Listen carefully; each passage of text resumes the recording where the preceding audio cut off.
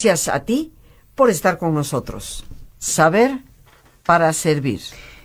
No existe nadie que represente mejor las letras inglesas a lo largo del tiempo que este gran autor de lo que podríamos considerar ha sido el Renacimiento inglés. Recordemos que el Renacimiento es un movimiento cultural, es un movimiento de vida, porque transformó la vida del hombre, es un movimiento que transformó la filosofía del mundo, y que revolucionó Europa y el pensamiento de la cultura occidental. Pero recordemos que fue por etapas y que empezó originalmente en Italia, ese es su punto de partida, pero que fue creciendo, fue esparciéndose, fue abarcando otras áreas que llegaron a tener un renacimiento bellísimo. Pues bien, los italianos influyeron definitivamente en el resto de Europa, y en Inglaterra pues floreció el teatro de una manera esplendorosa.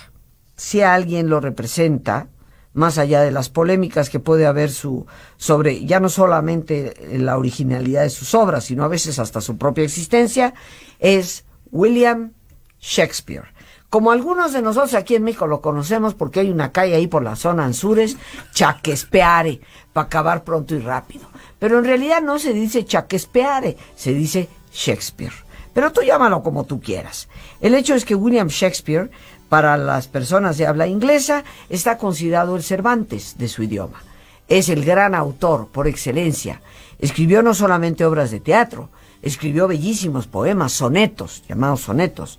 Y hoy tenemos un experto en William Shakespeare en este Jueves Cultural que dedicaremos a este autor inglés. Y nuestro maestro el día de hoy es el maestro Martín Casillas de Alba, especialista precisamente en Shakespeare, maestro del ITAM y con más de 37 escritos sobre 37 obras de William Shakespeare. ¿Ser o no ser? Esa es la pregunta, queridos amigos. ¿Qué nos dice Martín? Como con todo afecto y respeto le llamaremos al maestro que hoy nos acompaña.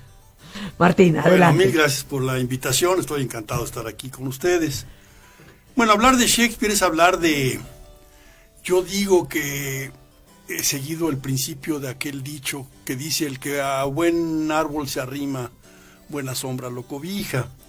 Yo hace 12 años que me acerqué a este gran árbol que se llama William Shakespeare. Y bueno, sigo ahí porque no solamente me ha cobijado una gran sombra, sino que me he permitido subirme por entre las ramas. Entonces es como el cuento de nunca acabar, porque de lo que se trata en estas 37 obras que escribió el maestro Shakespeare, más los 4 poemas líricos, más los 154 sonetos, de los cuales tengo una nueva versión. Se trata del ser humano, de toda la complejidad del ser humano. Yo creo que es una especie de... Harold Bloom lo define en un libro que escribió que se llama Shakespeare, la invención de lo humano, porque Harold Bloom es muy experto en Shakespeare, y es una gente que, que sin duda alguna señala que en las obras de Shakespeare podemos encontrar todo el abanico completo del ser humano. ¿Qué te parece, Martín, si para facilitarnos la vida a los que no sabemos tanto como tú, nos ubicamos primero que todo en el tiempo? El tiempo, cuándo nació, dónde vivió, finalmente cuándo murió, se casó, no se casó, tuvo sus amoríos por ahí.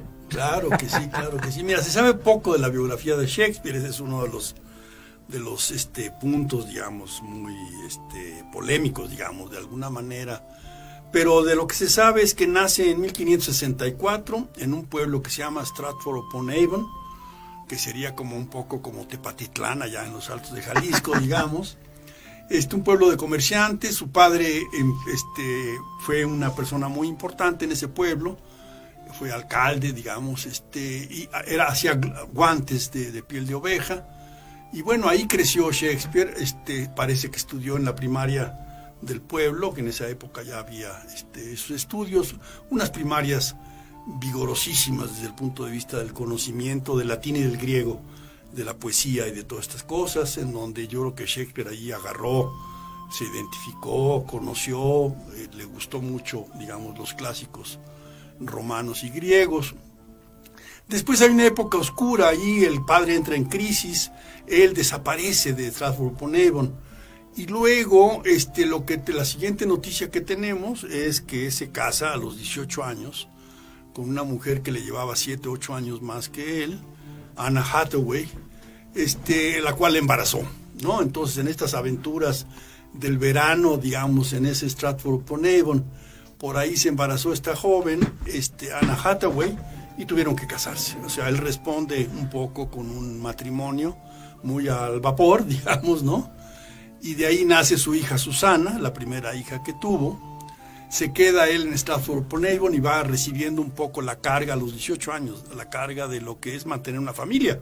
Se queda a vivir en la casa de sus padres. Y poco después, al año siguiente, tienen a un par de gemelos, Hamnet y Judith. Y entonces, bueno, ya es una carga más fuerte para él y para la familia. De tal manera que no sabemos cómo, pero aparece ya en finales del siglo XVI, en 1592, por ahí, aparece en Londres. Hay muchas, pura invención, digamos, ¿no? De cómo llegó al teatro, sí. No sabemos, no se sabe, pero él de repente ya está escribiendo, parece ser que actuando también, eso está registrado como actor, y escribe las primeras obras de teatro, que son tres obras históricas inglesas basadas en la vida de Enrique VI. Y resulta que tienen mucho éxito esas obras. Y entonces inmediatamente él empieza a montarse, va dejando a un lado, actúa en papeles secundarios, pero lo hace, yo creo que más bien para estar cerca de la dirección, digamos, artística que no existía en aquel entonces. Y empieza a partir de ahí a escribir obras una tras otra, teniendo mucho éxito. De repente en 1594 ya empieza, digamos, a ser connotado, forma parte de una compañía de teatro. En aquel entonces, como ahora también, los actores son despreciados por la sociedad. Son seres que la gente cree, los ejecutivos, los hombres de negocios creen que los actores son gente de segundo nivel o tercer nivel. Lo mismo pasaba en aquella época. Entonces ellos tenían que asociarse con un noble, como ahora si fuese, en fin, tener la bendición del Conaculta o algo así, ¿no? De un noble, para que protegidos por ellos pudiesen tener una cierta garantía de trabajo y de éxito y de cosas de estas, ¿no? Entonces él se asocia con una compañía que era Lord Chamberlain Men, los hombres del Lord Chamberlain, y ahí sigue escribiendo obras con un grupo, con Richard Burbage, un actor magnífico de la época, y varios amigos. Parece ser que la anécdota que dicen de Shakespeare es que era le dicen el cisne de Stratford, que era muy amable, que era muy tranquilo, que era una gente muy trabajadora. Bueno, escribir 37 horas de teatro, algunos años escribió 2 o 3 de las grandes, Otelo, Macbeth y Rey Lear, por decirte algo. Uh-huh. Son 3 grandes obras que él se las aventó en un año, digamos, ¿no? Uh-huh. Entonces, la vida, él iba y venía a Stratford-upon-Avon, cuidó siempre a su familia de alguna manera, y de repente va teniendo mucho éxito, se asocia con esta empresa, con esta compañía de teatro, que en un momento dado deciden demoler un teatro que tenían en el sureste de Londres y traerlo del otro lado del río, donde está ahora más o menos cerca el Globo. Uh-huh. Y ahí construyen el Globo en 1599, en un año lo ¿Ese fue el que algún día se quemó? Ese fue el que un día se quemó, en 1613 se quemó con la obra de Enrique VIII, precisamente que mencionabas hace rato. Tiraron unos cañonazos y tenía en el techo había de paja, y se quemó todo el teatro. Pero en fin, en ese teatro, en el Globo, Richard Burbage le ofrece a Shakespeare y a otros actores más que sean socios del teatro.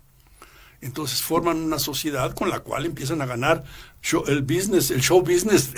También dejaba muy buen dinero. Shakespeare fue muy cuidadoso con su dinero, hizo muy buen dinero en términos de la época. Se compró una gran casa, la casa más grande de Stratford-upon-Avon, digamos, donde allí muere. Muere en 1616. Y va teniendo mucho éxito. Sus amores él es un hombre libre en Londres, va y viene a ver a su familia allá en Stratford-upon-Avon, tiene una magnífica relación con Susana. Su hijo Hamnet muere cuando tenía 11 años, y sufre mucho, parece ser Shakespeare. De ahí no sabemos, no se sabe si Hamlet es un poco una obra en memoria, por lo menos en el nombre, porque su hijo se llamaba Hamlet. Y todo lo demás que podamos saber de Shakespeare es una invención, porque no hay documentos que amparen lo que se diga, ¿no? Entonces, lo que ha hecho la gente, muchos académicos, especialistas en Shakespeare, es que se han ido a las obras y a través de las obras reinterpretar algunas características de ellas para decir, bueno, yo creo que aquí el autor lo que estaba pensando era tal y tal cosa. Hay unos sonetos que se publicaron en el 1609, 154 sonetos numerados tal vez por él o por el editor, no se sabe, es otro misterio. Y en uno de esos sonetos, bueno, en varios de esos sonetos están divididos en en tres partes. Los primeros 17 están dedicados clarísimamente al hijo de un noble para decirle de alguna manera que se casara y que ya tuviera herederos, porque la vida corría muy rápido, ¿no? No se sabe si ese joven era Southampton o Pembroke o quién. Yo me he ido por la línea del conde de Pembroke y eso es lo que he tomado. Y la madre, que era una madre importantísima, Mary Sidney, hermana de Philip Sidney, un poeta muy famoso y un hombre muy, muy querido en Inglaterra. Bueno, me he ido por esa línea, pero da lo mismo, es una invención, digamos. Los primeros 17 sonetos, como se los regala a este joven cuando cumple 17 años justamente, diciéndole de 17 maneras diferentes, cásate porque urge que tengas un heredero. Los siguientes 100 y tantos sonetos, o sea, de los 154 llegamos hasta el 127, están dedicados a un joven, al young boy, que le dicen, ¿no? Es un joven con el que tiene él una relación homoerótica fantástica, de mucho cariño, de mucho respeto, de amor prácticamente, y se supone que es un joven noble. Tampoco se sabe quién es, ni importa quién sea. Como te digo, yo he pensado que es el conde de Pembroke, pero no importa eso para nada. Y al final, los últimos 26 o 27, del 128 en adelante, del 127 en adelante al 154, están dedicados a una famosa Dark Lady. En realidad, estos ingleses, para ellos, lo de dark era morena, parece que era una italiana, yo he investigado eso, y no importa tampoco si era ella o no era ella. Son poemas de un erotismo tremendo, fantásticos, dedicados a una morena, que parece que era una italiana, hija de un músico de la corte de Enrique VIII, que vino, traído de Venecia por Enrique VIII para que formara parte de la orquesta del rey, y esta es la hija de él, Bassanio, y entonces, bueno, a él parece ser que tiene una relación. Hay una anécdota, Rosa, que tiene que ver con la puesta en escena de Ricardo III, y hay una mujer ahí en el teatro. Bueno, estaban en el teatro, el Globo, Richard Burbage estaba actuando como Ricardo III, una señora que estaba viendo esto se enamora de este personaje y le manda una nota, diciéndole, Ricardo III, lo espero en mi casa al terminar la obra, ¿no?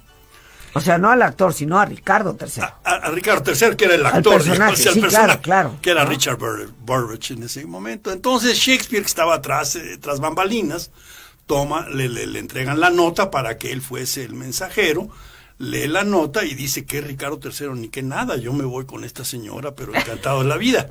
Parece que esa era la Dark Lady. Entonces va al departamento de esta señora y la pasa encantado de la vida hasta el momento en que llega Richard Burbage a tocar la puerta y le dice Shakespeare al mozo ahí de la casa, dígale que llegó antes Guillermo el Conquistador. Dígale a Ricardo III que antes llegó Guillermo el Conquistador. Esto tiene un sentido muy humorístico, queridos amigos, porque es como si alguien en una obra de teatro se llamara, no sé, Hernán Cortés, y le mandan a llamar y luego el otro Cristóbal le contesta, Colón llegó antes. Le dice, bueno, Cristóbal Colón llegó primero, o sabe que Cuauhtémoc que estaba aquí ya desde antes, ¿no? William the Conqueror, William Guillermo el Conquistador, que fue quien cruzó de la Bretaña a Inglaterra el año 1066. Ándale, qué bárbara. Así es. Bueno, esa era la anécdota, ¿no? Que tenía que ver con esta. con esta actividad. O sea, que le gustaba el chacachaca. Mira, no era, Guillermito. los actores había, allá hay amigos contemporáneos de él, Ben Johnson, por ejemplo, era peleonero, era un tipo muy borracho, era un tipo genial, pero digamos, Christopher Marlowe era un homosexual y espía del gobierno de Isabel I, que lo matan en una taberna. O sea, los actores en verdad eran gente muy, muy difícil. Shakespeare se escapa un poco de ese promedio, digamos, ¿no? Y parece que es muy apacible.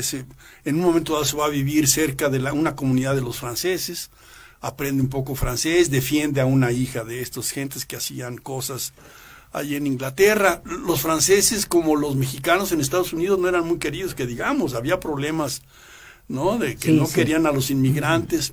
Había ese tipo de cosas. Y entonces Shakespeare, en verdad, trabajó mucho. O sea, las obras que él tiene son a veces, no entiende uno qué capacidad tenía. Lo que se dice es que tenía una memoria infinita, digamos, desde niño. Él registró todo lo que veía, oía, olía, probaba, ¿no? Uh-huh. De tal manera que lo tenía en un archivo ahí como una especie de disco duro, porque cuando se ponía a escribir era de un solo trancazo y traía una cantidad de metáforas, que eso es lo que hace riquísimo el texto de Shakespeare, ¿no? Y bueno, estas metáforas, ya retomando un poco de la obra, uh-huh, nos dices que murió en el año 1616 en su pueblo de origen, Stratford upon Avon, ahí, que si bien recuerdo está cerca de la Universidad de Oxford. Sí, está en camino, o sea, él hacía escala en Oxford y por cierto tuvo una amante ahí muy famosa. No, si le gustaba el chacachaca, definitivamente. Eso ni para qué buscarle 3 pies al gato, ¿no? Bien, aquí lo importante, queridos amigos, es que la obra de Shakespeare es eterna. Y es eterna porque dibuja en sus obras, pues, las características psicológicas más profundas del ser humano. Sus obras se siguen representando, algunas de ellas, como seguramente tú bien lo sabes, Martín, uh-huh, se representan ahora con un idioma más actualizado, porque obviamente el inglés propiamente en el que él escribió, pues no es un inglés que se utilice más. No. Ya no se habla de esa manera, como no se habla como escribió Cervantes, ¿no? Pero con un nuevo idioma, con una nueva forma de expresarse, se siguen representando sus obras. Hay algo que me gustaría que le comentáramos a nuestros radioescuchas, Martín, porque a veces la gente no nos motivamos a la lectura de estos grandes autores de la antigüedad, precisamente por la dificultad en el idioma. No estoy hablando de leerlo en inglés. Estoy hablando que inclusive en muchas de las traducciones más tradicionales al español, pues nos vamos a encontrar con un español así como medio rebuscadón, con un español que, esto pues no le entiendo mucho. Anacrónico. Exactamente, algo que está como un poco fuera de tiempo. Y a mí me llama mucho la atención que tú, pues, como experto en Shakespeare, has publicado algunas obras donde has aterrizado las obras de William Shakespeare a un idioma, un lenguaje muy accesible, muy fácil, que nos capacita, que nos motiva y que nos involucra con la lectura de William Shakespeare. Cuéntanos, por favor. Mira, yo di un taller en la Universidad Pedagógica Nacional, un semestre, con chavos ahí de la universidad esta, fantásticos, los hice llorar. Vimos Romeo y Julieta, Hamlet y Otelo, y se emocionaron, y en verdad descubren a Shakespeare. Y entonces, en ese semestre, tuve la oportunidad de hablar con ellos seguido, y ver cuáles eran las dificultades por las cuales no habían leído antes a Shakespeare. Me dicen 3 cosas. Uno, no saben inglés, entonces por lo tanto no es difícil leer, aún sabiéndolo es difícil leer las obras en el original. 2, las versiones que llevaban, de repente leían un Romeo y Julieta y no entendíamos nada, ni ellos ni yo, en español. Pero eran traducciones absolutamente malas, anacrónicas, con el vos y el habéis sido, y no, con estas que les suenan a los jóvenes de estas generaciones, les suenan como que les estorba todo eso, digamos, ¿no? 3, uno sabe que cuando se traduce la poesía, como es la poesía dramática de Shakespeare, pierdes el ritmo, la melodía y pierdes el juego de palabras. Es imposible mantener esas 3 variables. Pero por el otro lado, lo que yo he aprendido mucho de Shakespeare es precisamente sus metáforas, el conocimiento del ser humano, la historia que se va desmembrando de una manera fantástica. Entonces, ¿por qué no concentrarse en eso? Saliendo de ese taller, de ese semestre, decidí trabajar 6 obras de Shakespeare. Santillana me las ha publicado. Son 6 obras en versión novelada. Porque la otra cosa que decían es que era muy difícil leer teatro, cosa que es cierto. Es como la música clásica, hay que tener un cierto entrenamiento para poderte sentar a escuchar una sonata en sus 4 movimientos, etcétera. Lo mismo el teatro, hay que tener idea de dónde estamos, cuál es la escenografía, cuál es el momento, ¿no? Qué tono de voz usan las gentes, etcétera.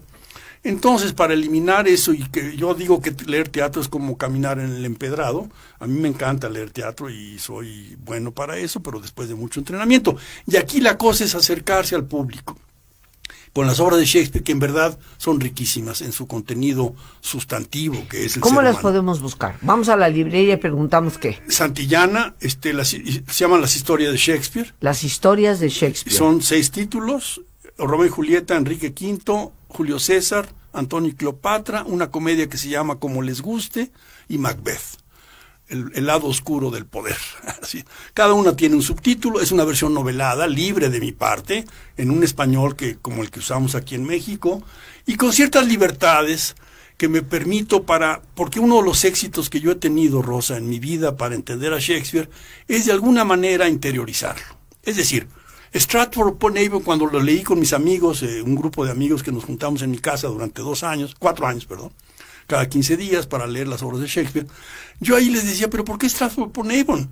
Tepatitlán. Yo iba con mi padre a un rancho en Tepa, en los Altos de Jalisco, donde había los Capuleto y los Montesco que se peleaban toda su vida porque en algún momento, quién sabe qué hicieron, o una vaca se acercó, sí, o se raptaron a la niña o lo que sea. Y entonces, en el momento en que yo hago Verona, hago yo Tepatitlán, bueno, en ese momento me conecto con Shakespeare de una manera natural. Ya no me está hablando de una cosa ajena en la nube de la cultura, entre comillas, sino que lo tengo aquí cerca de mí. Entonces, las analogías... Entonces, tu Romeo y Julieta es en Tepatitlán. Digamos, bueno... No, ahora sí que... ¡Qué bárbaro! Pero mira, por ejemplo, hay una escena en la que está Julieta esperando que venga la nana para que le dé noticias de Romeo, que qué pasó, si se van a casar o no, qué dijo de la... Y entonces ella está en el balcón nerviosísima, encantadora, monísima, se sube al balcón, que es una metáfora para subirse cuando eso que necesitamos, ver el bosque desde arriba, ver las cosas a vuelo de pájaro, ver el mundo con otra diferente, perspectiva. con otra perspectiva. Ella se va al balcón y desde ahí observa todo esto. Y está diciendo cosas maravillosas. Ya que se acabe el día, que la negra noche, el manto de la negra noche cubra todo el universo. Uy, eso me sonó a la ranchera. Bueno, la negra sí, ¿verdad? noche Sí. tendió su manto. Entonces, pero ella no sabía que en la plaza se habían matado los jóvenes estos, y que Romeo había matado a su primo, que era ¿no? Entonces, como no sabía eso ella, yo digo, ¿cómo arranco este capítulo para que me entiendan bien la preocupación que traería, o nosotros como lectores? Y dije, con tu permiso, Will, y me arranqué con esto que es muy mexicano, que dice, ojos que ven, corazón que no siente. Y así estaba Julieta en el balcón, tal cosa, ¿no? Entonces, ese acercamiento con un dicho muy nuestro, lo que hace es abrirle el camino al lector y decirle, aquí está. Bueno, son 6 obras en un español muy accesible, que lo entendemos perfectamente bien, con la idea de que le saquen jugo a Shakespeare lo más que se puede. Nos acercamos a la librería, queridos amigos, preguntamos las historias de Shakespeare, y quien las ha realizado es Martín Casillas de Alba, ayudándonos a aterrizar esas obras para entender la gran dimensión de que ha sido considerado pues el más grande escritor del idioma inglés, muy controvertido. Hay una serie de teorías que nos dicen que tal vez él no fue el que escribió todas sus obras, que hubo otras personas escribiendo. Eso en el fondo nunca lo vamos a saber. Hay gente que dice, bueno, que si fue que si fue el otro, pero en el fondo nunca se sabrá. El hecho es que con el nombre de Shakespeare o con cualquier otro, las obras ahí están y son definitivamente el aspecto que debemos conocer, porque nos hablan, y estoy completamente de acuerdo con nuestro invitado, de la psicología humana, nos representan en sus personajes pues algo de nosotros mismos, de nuestras intrigas, de nuestros amores, de nuestros recelos, de nuestros pleitos familiares, de las visiones políticas que a veces tenemos. Todo esto y mucho más está representado en este estupendo autor, al que yo en lo personal le tengo un afecto muy grande, como Martín seguramente ya se dio cuenta, y que yo espero que ustedes se sientan invitados a leer. Ser o no ser. Tan solo esas palabras que tú y yo tantas veces hemos escuchado y repetimos son de su obra Hamlet y nos presentan la eterna pregunta, pero una pregunta que se puede contestar desde lo social, desde lo filosófico, desde lo psicológico y también desde lo religioso.